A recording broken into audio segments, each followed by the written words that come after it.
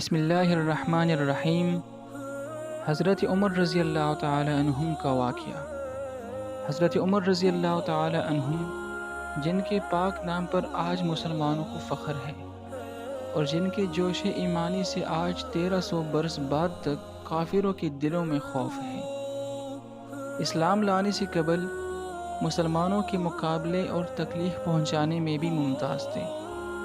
نبی اکرم صلی اللہ علیہ وسلم کی قتل کے در پہ رہتے تھے۔ ایک دن کفار نے مشورہ کی کمیٹی قائم کی کہ کوئی ہے جو محمد صلی اللہ علیہ وسلم کو قتل کر دے۔ عمر نے کہا کہ میں کر دوں گا۔ لوگوں نے کہا کہ بے شک تم ہی کر سکتے ہو۔ عمر تلوار لٹکائے ہوئے اٹھے اور چل دیے۔ اسی فکر میں جا رہے تھے کہ ایک صاحب قبیلہ زہرہ کے، جن کا نام حضرت سعد بن ابی وقاص رضی اللہ تعالی عنہم ہے اور بعضوں نے اور صاحب لکھے ہیں، ملے۔ انہوں نے پوچھا کہ عمر کہاں جا رہے ہو؟ کہنے لگے کہ محمد صلی اللہ علیہ وسلم کے قتل کی فکر میں ہوں۔ نعوذ باللہ۔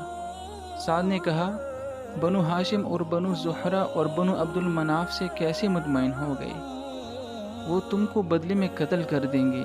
اس جواب پر بگڑ گئے اور کہنے لگے کہ معلوم ہوتا ہے تو بھی بی دین ہو گیا، لا پہلے تجھی کو نمٹا دوں۔ یہ کہہ کر تلوار سونت لی اور حضرت سعد رضی اللہ تعالی عنہم نے بھی یہ کہہ کر کہ ہاں میں بھی مسلمان ہو گیا ہوں، تلوار سنبھال لی۔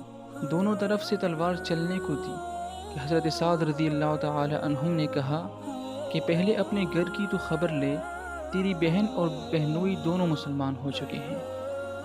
یہ سننا تھا کہ غصے سے بھر گئے اور سیدھی بہن کے گھر گئے۔ وہاں حضرت خباب رضی اللہ تعالی عنہم دروازہ بند کیے ہوئے ان دونوں میاں بیوی کو قرآن شریف پڑھا رہے تھے۔ حضرت عمر رضی اللہ تعالی عنہم نے دروازہ کھٹکھٹایا۔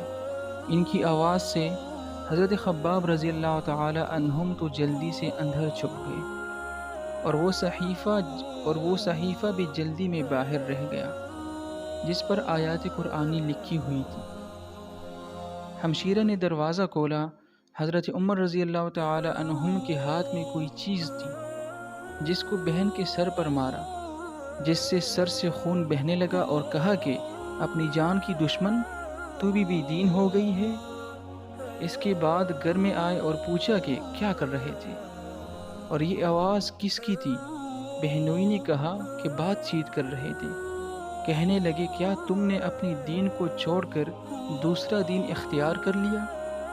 بہنوئی نے کہا کہ اگر دوسرا دین حق ہو تو؟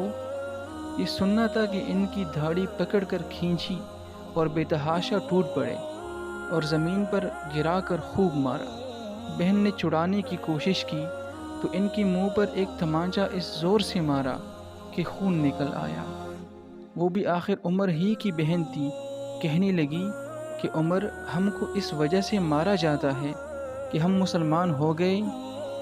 بے شک ہم مسلمان ہو گئے ہیں، جو تجھ سے ہو سکے تو کر لے۔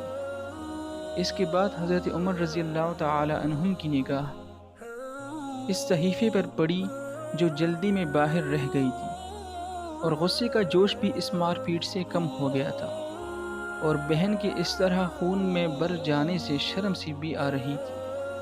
کہنے لگے کہ اچھا مجھے دکھاؤ یہ کیا ہے؟ بہن نے کہا کہ تو ناپاک ہے اور اس کو ناپاک ہاتھ نہیں لگا سکتے۔ ہر چند اصرار کیا مگر وہ بے وضو اور غسل کے دینے کو تیار نہ ہوئی۔ حضرت عمر رضی اللہ تعالی عنہم نے غسل کیا اور اس کو لے کر پڑھا۔ اس میں سورہ طٰہٰ لکھی ہوئی تھی۔ اس کو پڑھنا شروع کیا، فَاعْبُدْنِي وَأَقِمِ الصَّلَاةَ لِذِكْرِي تک پڑھا تھا کہ حالت ہی بدل گئی۔ کہنے لگے کہ اچھا مجھے بھی محمد صلی اللہ علیہ وسلم کی خدمت میں لے چلو۔